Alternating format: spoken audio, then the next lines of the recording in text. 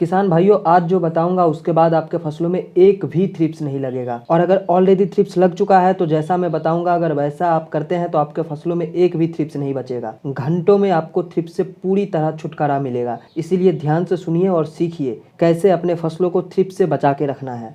किसान भाइयों, फसलों में थ्रिप्स कैंसर के तरह घातक होती है। इसको अगर समय रहते सही तरीके से नहीं रोकेंगे तो ये आपकी पूरी फसल को बर्बाद कर देगा। इस थ्रिप्स के तबाही से देश भर के बड़े बड़े किसान परेशान हैं, क्योंकि थ्रिप्स की अगर ज़्यादा दिनों तक अटैक आपके फसलों में रहता है तो इससे आपकी उपज 40 से 50% कम हो जाती है और कुछ किसानों की तो पूरी फसल ही बर्बाद हो जाती है। इसीलिए आज डिटेल में बताऊंगा कि थ्रिप्स लगने के बाद फसलों में क्या क्या नुकसान होता है, थ्रिप्स का सबसे बेस्ट इलाज क्या हो सकता है और ऐसा क्या कर सकते हैं कि कभी भी हमारे फसलों में थ्रिप्स का अटैक ही ना हो। तो वीडियो बहुत ही ज़बरदस्त होने वाला है, इसीलिए जो मैं बताऊंगा उसे अच्छे से सुनना। उसके बाद आपके फसलों में थ्रिप्स का नामो निशान नहीं मिलेगा।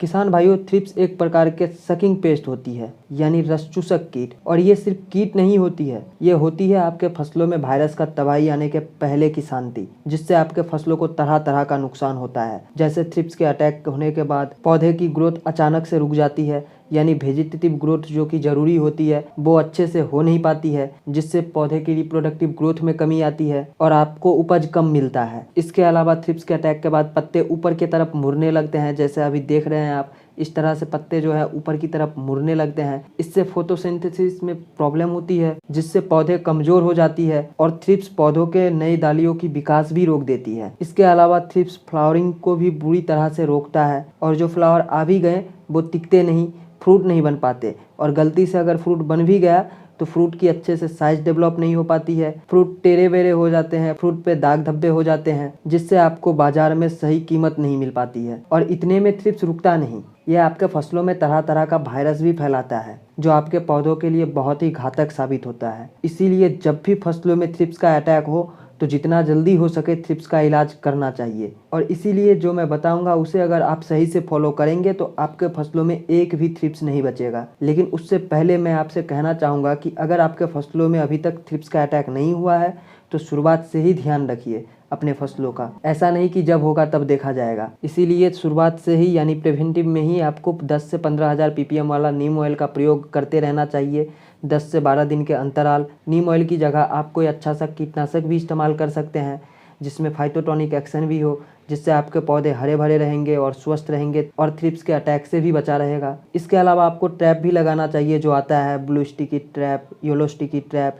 इससे रस चूसक कीटों की लाइफ साइकिल ब्रेक होती है और आपको आसानी से पता भी चल जाता है उस ट्रैप पे देख के कि कौन से कीटों का अटैक आपके फसलों में हुआ है। लेकिन ध्यान रहे कि ये सब चीज़ आपको प्रिवेंटिव में ही करना है, मतलब कीटों का अटैक होने से पहले ही करेंगे तो आपको ज़्यादा बेहतर रिजल्ट मिल पाएगा। अब बात करते हैं, अगर फसलों में थ्रिप्स का अटैक हो गया है तो हमें ऐसा क्या करना होगा ताकि हमारे फसलों को ज़्यादा नुकसान ना हो और हमें जल्दी से जल्दी थ्रिप्स से छुटकारा मिल जाए। तो किसान भाइयों, मैंने जो बताया आपको उसे अगर आपने प्रिवेंटिव में ही अपना लेते हैं तो आपके फसलों में तो थ्रिप्स का अटैक होने का संभावना 90% कम हो जाता है। लेकिन अगर किसी कारणवश आप अपने फसलों को उतना ध्यान नहीं रख पाए या फिर ध्यान रखने के बावजूद भी आपके फसलों में थ्रिप्स का अटैक हो गया है तो आपके पास दो ऑप्शन बचता है, एक तो ऑर्गेनिक, दूसरा बचता है इनऑर्गेनिक। ऑर्गेनिक तरीके से थ्रिप्स को रोकने में ज़्यादा वक्त लगता है और हमें 100% रिजल्ट भी नहीं मिलता है और हमें जल्दी से जल्दी थ्रिप्स को कंट्रोल करना होगा। हमारे पास ज़्यादा टाइम बचता नहीं, क्योंकि ये बहुत ही तेज़ी से पॉपुलेशन भी फैलाता है। इसीलिए मैं आपको 4 ऐसे कीटनाशक के बारे में बताऊंगा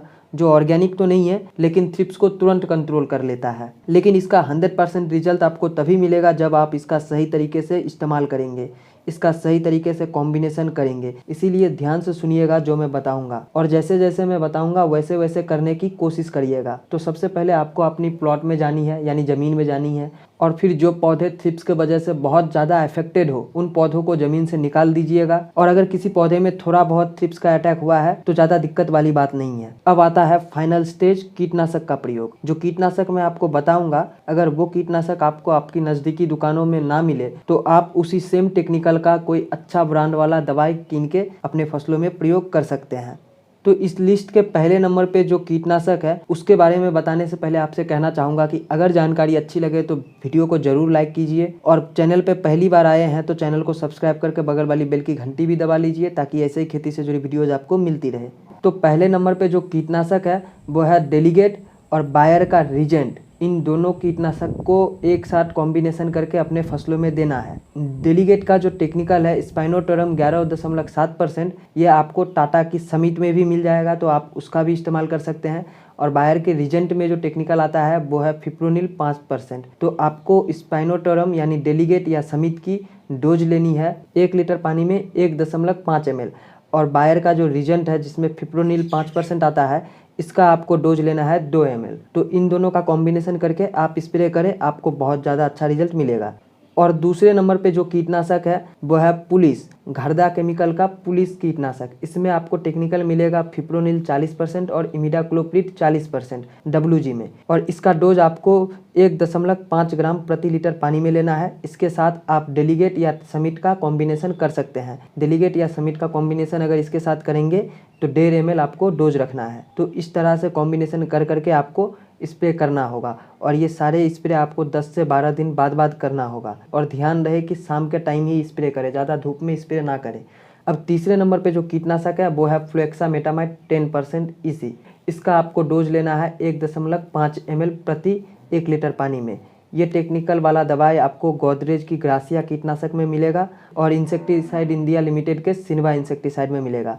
तो आप सिन्वा या ग्रासिया किसी एक को ले सकते हैं। अब चौथे नंबर पे जो कीटनाशक आता है वो है बायर का मोवेंटो एनर्जी। इसमें जो टेक्निकल आता है वो है स्पाइरोटेट्रामेट 11.01% और दूसरा आता है इमिडाक्लोप्रिड 11.01%। इसकी आपको डोज रखनी है 2 ml प्रति 1 लीटर पानी में। तो ये सारे कीटनाशकों का बहुत ही अच्छा रिजल्ट आता है थ्रिप्स कंट्रोल करने में। इसी तरह से अगर आप चाहते हैं कि व्हाइट फ्लाई को कैसे कंट्रोल करना है, उसके लिए आप यहाँ क्लिक करें। मिलते हैं अगली वीडियो में, तब तक के लिए जय हिंद, जय जवान, जय किसान।